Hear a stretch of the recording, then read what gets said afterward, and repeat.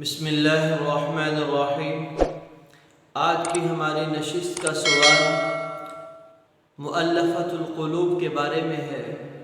زکوٰۃ کا چوتھا مصرف و مؤلفۃ القلوب۔ مؤلفۃ القلوب کہتے ہیں دل جوئی کرنا، یعنی کسی کی دلی رغبت کے لیے، اس کے دل کو پھیرنے کے لیے مال خرچ کرنا۔ مؤلفۃ القلوب کے بارے میں فقہا کا ایک گروہ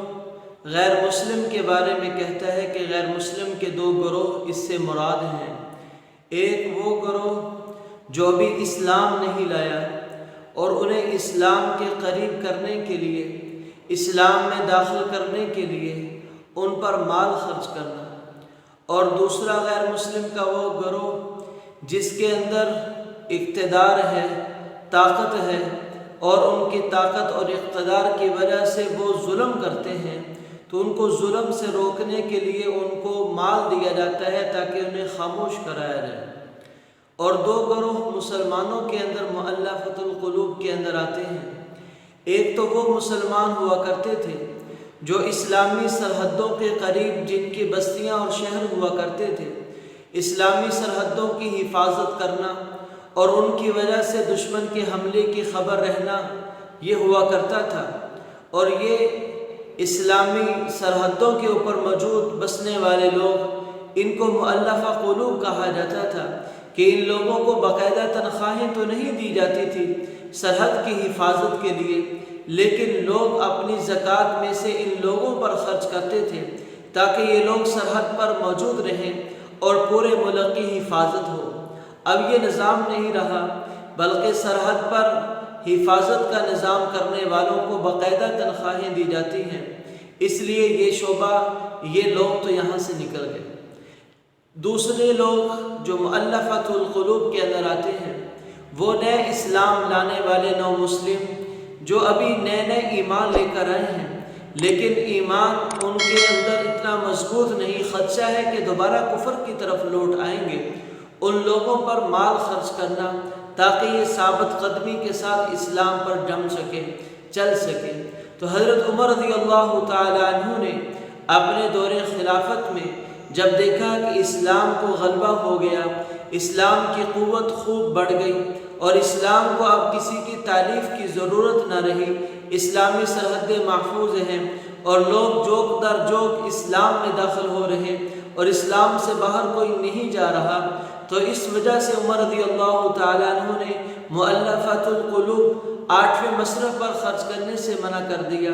آج کے موجودہ حالات میں، موجودہ دور میں کیا مؤلفۃ القلوب پر خرچ کرنا چاہیے یا نہیں، اس کے بارے میں مختلف آرائیں ہیں، اختلاف ہے، لیکن ایک بات پر سبھی کا اتفاق ہے کہ ایسا مسلمان جو کفر سے اسلام لے کر آیا ہے، ابھی نیا مسلمان ہوا ہے، وہ اگر تنگ دست ہے، فقیر ہے، مفلس ہے، تو اس پر زکوٰۃ کے مد میں سے خرچ کرنا، زکوٰۃ کا مال خرچ کرنا بدرجہ اولا بہتر ہے۔ اور یہ بات حقیقت ہے کہ جب ایک آدمی اسلام قبول کرتا ہے، اسلام میں داخل ہوتا ہے، اس کے رشتہ دار، عزیز و اقارب اس سے اپنے رشتے ناطے کو توڑ لیتے ہیں، اسے اپنے کاروبار سے، گھر بار سے الگ کر دیتے ہیں، اس سے مالی تعلقات کو ختم کر دیتے ہیں اور اس کو بالکل تنہا چھوڑ دیتے ہیں، اس کی نوکری اور جاب ختم ہو جاتی ہے، تو اس حال میں وہ جو نیا مسلمان ہوا ہے، اگر مسلمان اسے نہ سنبھالے، اگر مسلمان اس کی معاونت نہ کرے تو وہ کدھر جائے گا؟ اس لیے مسلمانوں کو اپنا دل کھول کر اس کی مدد کرنی چاہیے۔ اور یہ بات کہ غیر مسلم جب مسلمان ہوتا ہے تو مسلمانوں کو چاہیے ان کے لیے اپنے دروازے کھول دیں۔ اگر ان کے پاس اولاد ہے تو اولاد کے ساتھ رشتہ داریاں قائم کیے جائیں، بچیاں ہیں تو بچیوں کے رشتے لیں، بیٹے ہیں تو بیٹوں کو رشتے دیں، انہیں اپنے کاروبار میں شریک کریں۔ اسلام تو اس بات کا درس دیتا ہے۔ اور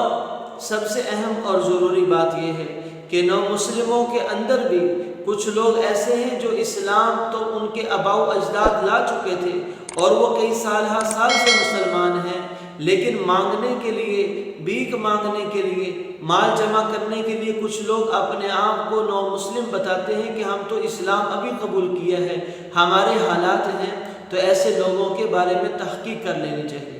ایسے ہی بعض نومسلم بہت صحت مند ہوتے ہیں، صرف پیشہ وارانہ طور پر لوگوں کو بیان کر کے مال وصول کرتے ہیں، ایسے لوگوں کو بھی زکوٰۃ کا مال نہیں دینا چاہیے۔ لیکن اسلام ایک فطرت کا دین ہے۔ اسلام اپنی فطری تعلیمات کی وجہ سے، اخلاقی اقدار کی وجہ سے پھیلا ہے۔ اسلام کو نہ کسی طاقت کی ضرورت ہے، نہ اسلام کو کسی مال کی پیسے کی ضرورت ہے۔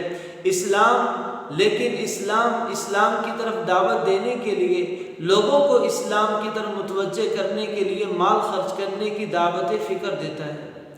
لیکن مسلمان اپنی زکوٰۃ صرف 2.5% نکال کر کہتے ہیں کہ دین کے تمام شعبے، تمام ضرورت مندوں کی ضرورتیں پوری ہو گئی۔ ایسی بات نہیں، بلکہ آپ صلی اللہ علیہ وسلم فرما رہے ہیں کہ مسلمان کو چاہیے کہ اپنی زکوٰۃ کے علاوہ کچھ ایسے احتیاط، زکوٰۃ میں کے علاوہ کچھ ایسا خرچ کرنا چاہیے جو مستحقین زکوٰۃ تو نہیں، جن پر زکوٰۃ تو نہیں خرچ کر سکتے، لیکن ان کے بارے میں اگر وہ ضرورت مند ہیں تو اس کی مالی معاونت ہو سکے۔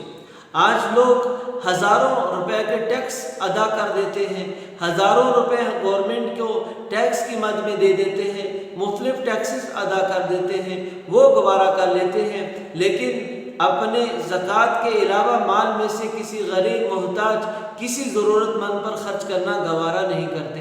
تو اس لیے مؤلفۃ القلوب، اگر آپ کے دائیں بائیں، آپ کے ہمسایوں میں، آپ کے شہر میں، محلے میں کوئی ایسا نومسلم ہے جو ابھی اسلام لایا ہے، تو اس کے اوپر آپ دل کھول کر خرچ کریں، اور اگر غیر مسلم بھی ہے اور غریب ہے تو غیر مسلم کی معاونت کیجیے، اس پر خرچ کیجیے۔ ہو سکتا ہے کہ آپ کے اس خرچ کرنے سے وہ اسلام قبول کر لے، اور جو نیا اسلام قبول کر چکا ہے وہ اسلام پر جم جائے، ڈٹ جائے۔ اللہ تعالی ہمیں تمام انسانوں کے ساتھ خیر خواہی کا جذبہ رکھنے کی توفیق عطا فرمائے۔ مع السلام۔